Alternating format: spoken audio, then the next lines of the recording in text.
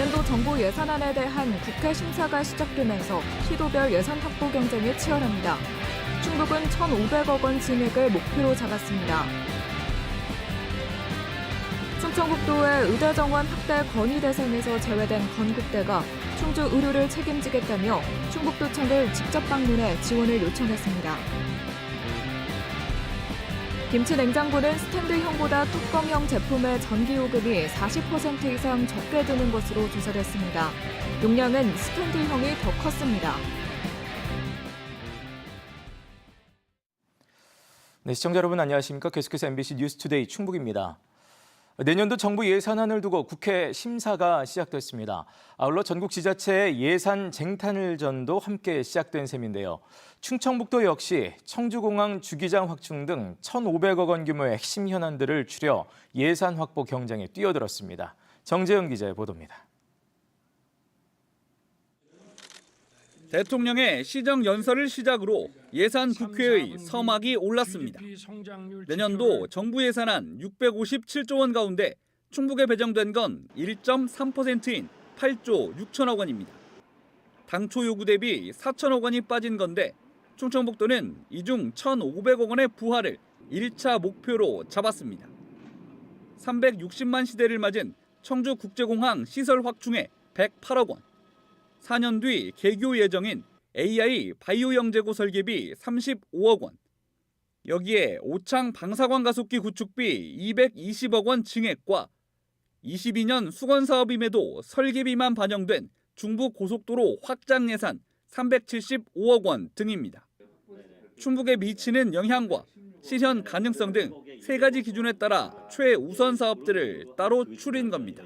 국회에서 한 달 정도밖에 안 되는 시간에 아주 집중적으로 검토되고 반영을 시켜야 되기 때문에 얘기가 안 되는, 그러니까 남을 설득하기 어려운 사업을 갖고서 계속 작업을 해봐야 통과시키기가 어렵거든요.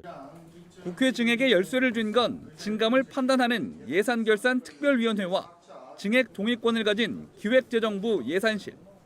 예결특위는 각 위원회 의견과 상임위별 예산 심사 결과를 바탕으로 예산 소위를 가동하고 정부를 대표하는 기재부 예산실과 협의를 거쳐 최종 합의안을 만듭니다.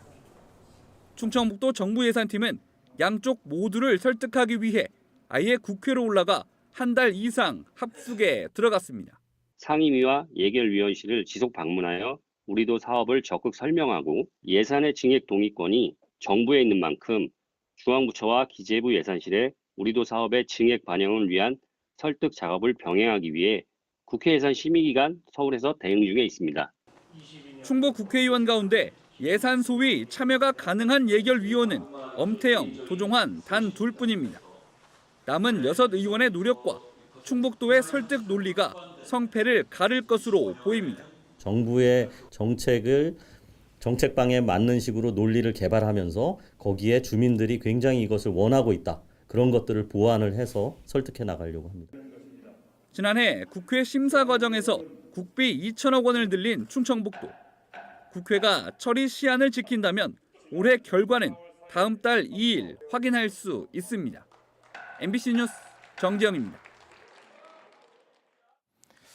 청주 도심을 통과하는 충청권 광역철도 사업이 예비타당성 조사 대상에 선정됐습니다. 기획재정부는 제5차 재정사업 평가위를 열고 국토교통부가 신청한 대전, 세종, 충북 광역철도 사업을 예비타당성 조사 대상에 선정했습니다.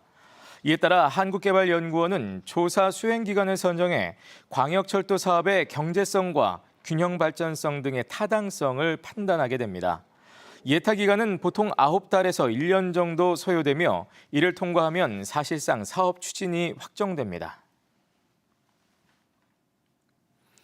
내년 총선 비례대표 선출 방식을 두고 국민의힘과 더불어민주당이 선거법 개정을 합의하지 못하는 것에 대해 개헌국민연대가 기득권의 횡포라고 반발했습니다. 개헌국민연대는 입장문을 통해 총선 예비후보자 등록일인 12월 12일까지 선거법 개정이 이루어지지 않으면 그 피해는 고스란히 정치 신인들과 국민의 몫이 된다며 양당 기득권의 횡포가 극치에 달하고 있다고 주장했습니다. 이들은 최소 60석 이상의 비례대표 선출과 연동형 비례대표제 도입, 또 위성정당 방지책 마련 등을 촉구했습니다. 최근 전국적으로 의대 정원 확대 이슈가 한바탕 휘몰아친 가운데 김영환 충북지사가 건국대 의대는 그 건의 대상에서 제외해 충주 지역의 반발이 거셌습니다. 결국 건국대 이사장이 김영환 지사를 찾아와 충주에 대한 의료 서비스 확대와 함께 투자도 늘리겠다고 약속했습니다. 김대훈 기자가 전해드립니다. 김영환 지사는 지난 17일 정부의 충북 지역 의대 정원 확대를 요청했습니다. 현재 49명인 충북대 의대 정원을 150명으로 늘리고 정원이 50명인 카이스트 의전원과 정원이 70명인 충북대 충주분원 치과대학을 만들어달라는 것이었습니다. 하지만 정원이 40명인 건국대 의대에 대해서는 아무런 언급이 없었습니다. 충주에서 의대 정원만 차지하고 현장 실습과 병원 운영은 서울 위주로 이루어지면서 지역 의료에는 기여하는 게 없다고 본 겁니다. 건국대 서울병원을 위한 배학이 아니라 충북의 의료를 해결하기 위해서 어떤 노력을 할 것인가에 대한 응답이 먼저 필요하다고 생각하고. 하지만 건국대 충주병원 노조는 물론 지역 정치권까지 충주 지역 반발이 적지 않았습니다. 건국대 의대가 제 역할을 하도록 관리 감독을 해야지 괘씸하다고 정원을 늘리지 않으면 의료 공백만 더 심해질 수 있다는 겁니다. 의대 정원 확대만이 지역 의료 서비스의 질 향상과 의료 불균형 해소로 시민의 소중한 생명을 지키는 유일한 방법임을 인식하고 여론이 들끓자 결국 건국대 유자은 이사장이 김영환 충북지사를 찾아왔습니다. 김 지사는 건국대 의대가 지역 의료에 거의 도움이 되지 않고 있다면서 대안을 마련해달라고 요청했습니다. 건국대 병원이 없으면 우리가 좀 정부에 대해서도 이게 좀 의과대학이 없으니까 여기를 좀 신설해 달라든지 또는 정원을 더 해달라든지 할 수 있는 그런 요소가 있는데. 이어 비공개 면담에서 유자은 이사장은 건국대가 충주 의료 서비스를 책임지고 최선을 다하겠다고 말한 것으로 전해졌습니다.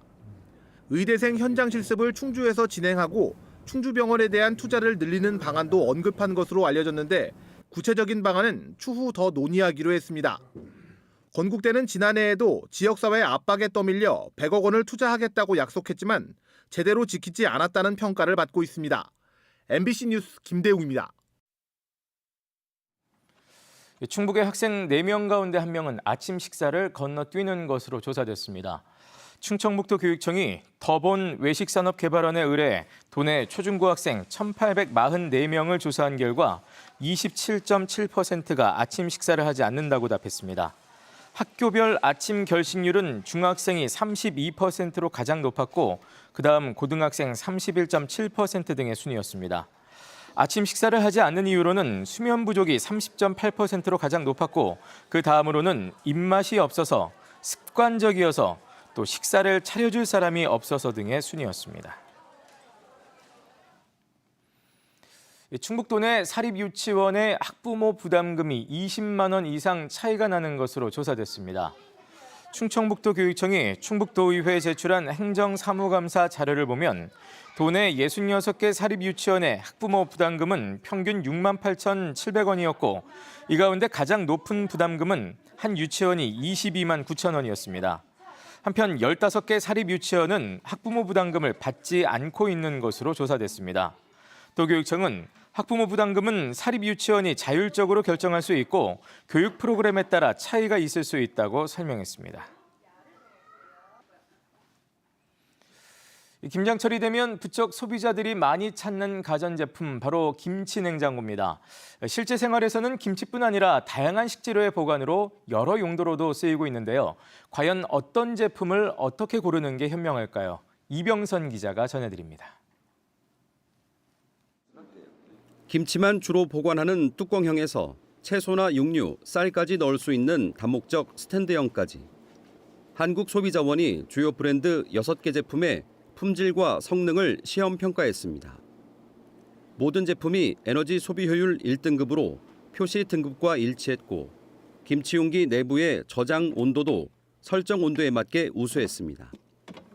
다만 연간 전기 요금은 뚜껑형이 스탠드형에 비해 절반 수준으로 적게 들었고 구입 가격 역시 용량이 큰 스탠드형보다 뚜껑형이 절반 아래로 저렴했습니다.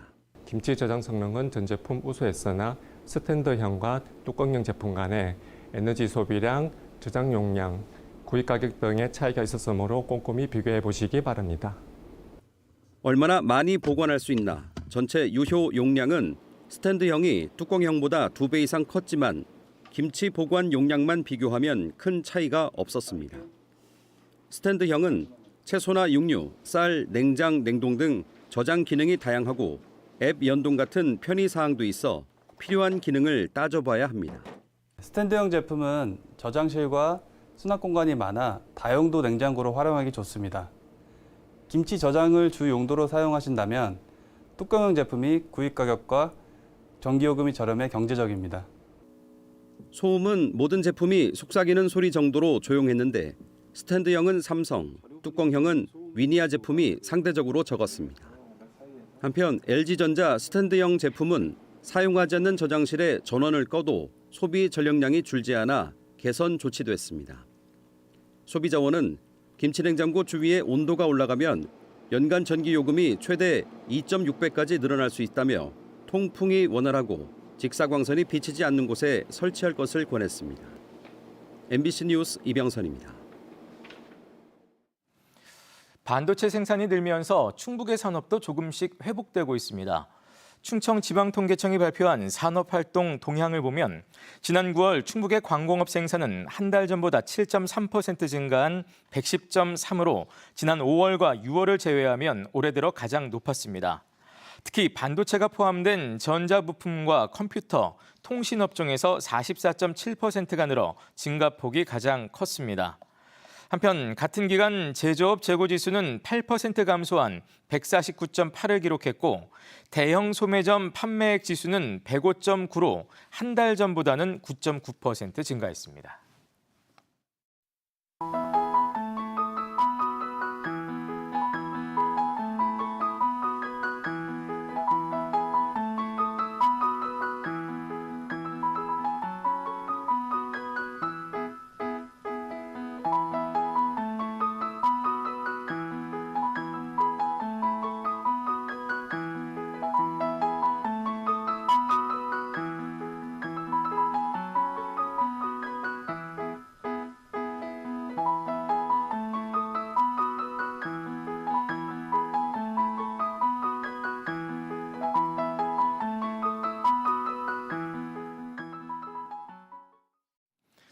지난 8월 진천 선수촌 입촌도 중 행인을 치고 달아난 의혹을 받았던 전 수영 국가대표 황선우 선수가 무혐의 처분을 받았습니다. 진천경찰서는 황선우 선수가 교통사고를 낸 사실을 몰랐을 가능성이 있고 현장에 다시 돌아온 점 등을 고려해 도주치상 혐의는 적용하지 않았다고 밝혔습니다. 다만 시속 60km 구간에서 150km로 과속하다 사람을 다치게 해 교통사고 처리 특례법 위반 혐의를 적용해 불구속 송치했습니다. 별거 중인 아내의 집으로 착각해 엉뚱한 곳에 불을 지른 남성이 경찰에 붙잡혔습니다. 영동경찰서는 지난달 30일 밤 9시 50분쯤 영동읍의 한 아파트 1층에 불을 지른 혐의로 50대 남성을 현행범으로 체포해 조사하고 있습니다. 이 불로 아파트 입주민 50여 명이 대피했고 이 과정에서 20대 여성이 연기를 마셔 병원으로 이송되기도 했습니다. 경찰은 별거 중인 아내의 집으로 착각했다는 남성의 진술을 확보하고 구속영장을 신청할 방침입니다. 청주의 한 아파트에서 불이 나 주민이 대피하는 소동이 빚어졌습니다. 어제 오후 2시쯤 청주시 수곡동의 15층짜리 아파트 7층에서 불이 나 10여 분 만에 진화됐습니다. 다행히 화재로 다친 사람은 없었지만 놀란 주민 20여 명이 긴급 대피했습니다. 경찰과 소방당국은 폭발음과 함께 연기가 났다는 목격자의 말을 토대로 정확한 화재 원인을 조사하고 있습니다. 지난달 30일 밤 10시 40분쯤 청주시 오송읍 국가철도공단 시험선로에서 작업을 하던 근로자 2명이 감전됐습니다. 이 사고로 50대와 30대 근로자 2명이 전신에 3도 화상을 입고 인근 병원으로 옮겨져 치료를 받고 있습니다. 이들은 전동 모터카에서 전선 보수 작업을 하다 사고를 당한 것으로 전해졌습니다. 경찰은 공사 관계자를 상대로 안전수칙 준수 여부 등을 조사하고 있습니다. 폐기물 시설 입주를 도와주는 대가로 금품을 받은 현직 공무원이 입건됐습니다.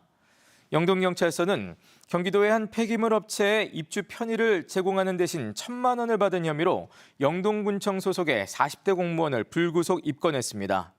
현재 해당 공무원은 다른 부서로 전보 조처된 상태입니다. 앞서 경찰은 폐기물 업체 입주와 관련해 동의서를 써주고 뇌물을 주고받은 이장 17명과 업체 관계자 2명을 불구속 입건했습니다. 네, 뉴스를 마칩니다. 고맙습니다.